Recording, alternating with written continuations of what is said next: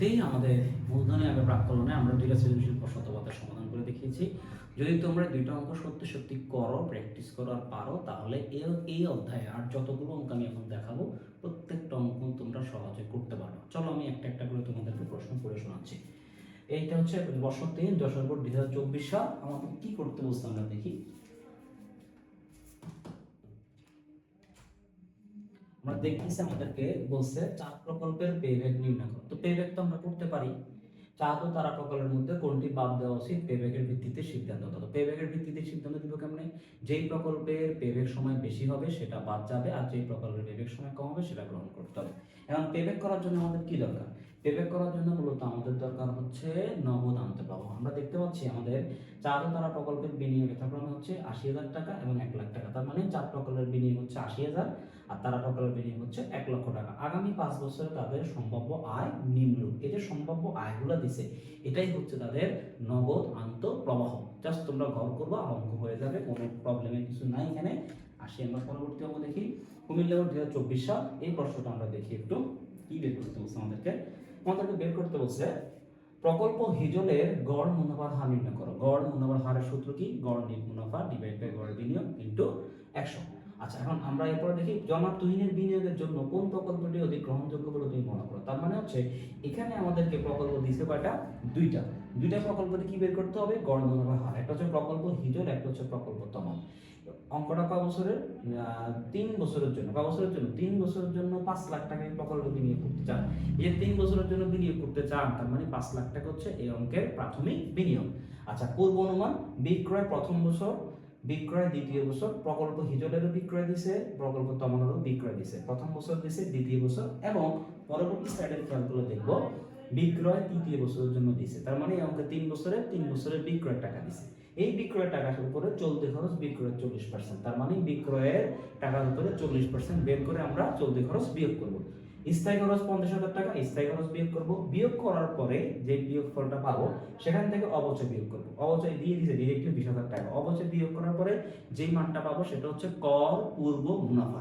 এই কর পূর্ব মুনাফা থেকে আমাদেরকে কর 30% করে বের করতে হবে। আশা করি তোমরা এটাও করতে পারবা, যেহেতু আমি দুইটা অঙ্ক তোমাদের করে দিয়েছি। কারণ একটা অঙ্ক করতে আমাদের প্রায় 20 মিনিট সময় লাগে, দুইটা অঙ্ক 40 মিনিটে। তো তোমরা এই শেষ সময় এসে এত লম্বা সময় ভিডিও দেখে সময় নষ্ট করার প্রয়োজন নেই।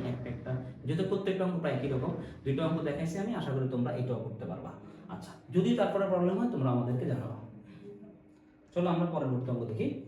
জনাব কালামের বিনিয়োগকৃত প্রকল্পে নগদ প্রবাহের পরিমাণ নির্ণয় করো। জাস্ট কি বলছে? নগদ প্রবাহের পরিমাণ। নগদ প্রবাহের পরিমাণ হচ্ছে নগদ আন্তঃপ্রবাহের পরিমাণ। গড় মুনাফা নির্ণয় করবো। জনাব কালামের বিনিয়োগ করা যথার্থ হবে কিনা তোমার মতামত দাও। চলো প্রশ্নটা পড়ি। জনাব কালাম নতুন ডিজাইনের সালোয়ার কামিজ শাড়ি উৎপাদনের লক্ষ্যে 5 বছরের জন্য 15 লক্ষ টাকা বিনিয়োগ করার ভাবছেন, যা থেকে বিক্রি হতে পারে যথাক্রমে 3 লক্ষ, 6 লক্ষ, 4 লক্ষ, 8 লক্ষ, 5 লক্ষ টাকা। যার চলতি খরচ বিক্রয়ের 25% ও স্থায়ী খরচ 3 লক্ষ টাকা, কর হার 30% এবং অবচয় 30,000 টাকা।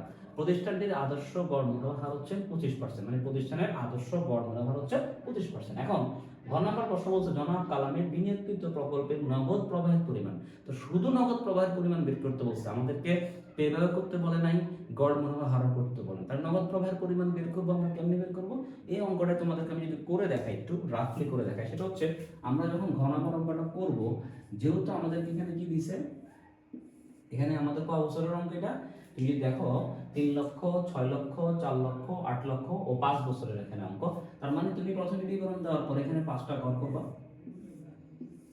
1 2 3 4 এরকম 5টা তুমি ঘর করবা। ঘর করার পরে তুমি দেখো এই অঙ্কের মধ্যে কিন্তু আমাদেরকে বিক্রয়ের টাকা দিয়ে দিচ্ছে। তার মানে বিক্রয়ের টাকা থেকে আমাদেরকে এই চলতি খরচটা বিয়োগ করতে হবে। তারপরে স্থায়ী খরচ 3 লক্ষ টাকা বিয়োগ করতে হবে।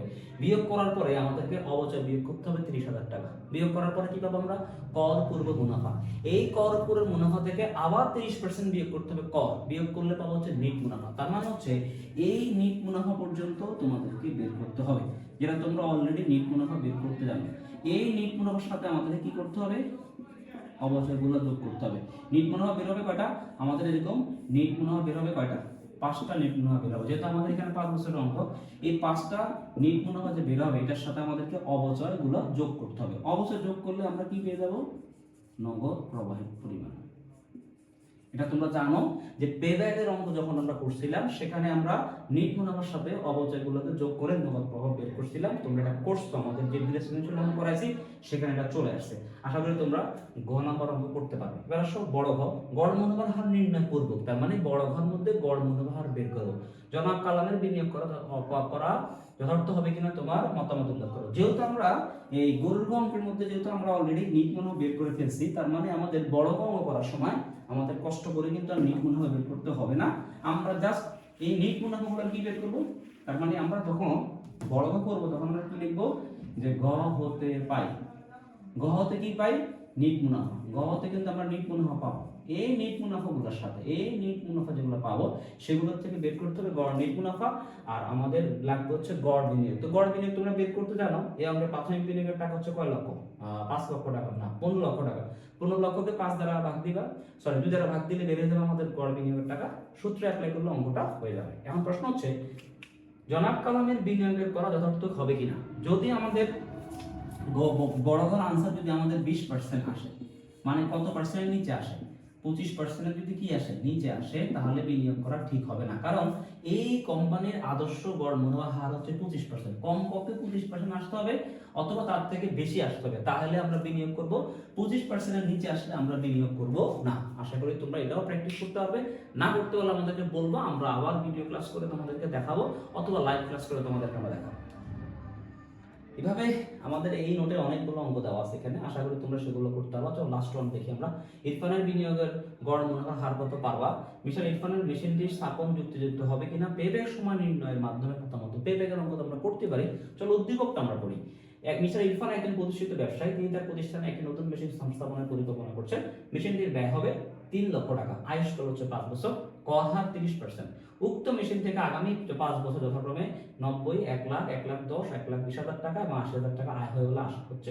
চলতি খরচ আয়ের 20%। তুমি চিন্তা করে দেখো, আমাদের এই অঙ্কের মধ্যে আমাদের কি দিছে, 5 বছরের বিক্রয়ের টাকা, বিক্রয় করে আমরা যে আয়টা পাবো সেই আয়ের টাকা দিয়ে সেখান থেকে আমরা কাকে বিয়োগ করব, আমরা বিয়োগ করব হচ্ছে আমাদের চলতি খরচ। চলতি খরচ আয়ের 20%। আমাদের আয় কত, এই যে আয়গুলো আছে না, এই আয়গুলোর 20% বের করে বিয়োগ করে দিব। তারপর আমাদের এই অঙ্কের মধ্যে স্থায়ী খরচ আছে কিনা দেখি আমরা, এখানে স্থায়ী খরচ নাই, কিন্তু আমাদের অবচয় লাগবে। অবচয় আমরা বের করব। এই 3 লক্ষ টাকাকে আমরা কি দিয়ে ভাগ দিব, 5 দ্বারা ভাগ দিলে অবচয় বেড়ে যাবে। অবচয়গুলো বের করে আমরা বিয়োগ করব। তার মানে আমরা অলরেডি অঙ্কটা করছি, পারবো। আর মিস্টার ইরফানের মেশিনটি স্থাপনের যুক্তিযুক্ত কিনা পেব্যাকের মাধ্যমে যদি করতে বলছে, তো কেমনে করবো আমরা পেব্যাকের মাধ্যমে যদি অঙ্কটা আমাদের করতে হয়, তাহলে আমাদেরকে এই অঙ্কের নগদ অন্তর্প্রবাহ বের করতে হবে। কারণ এই অঙ্কের মধ্যে কিন্তু নগদ অন্তর্প্রবাহ দেওয়া নাই। নগদ অন্তর্প্রবাহ বের করব, তারপরে আমরা পেব্যাকের অঙ্কটা করব।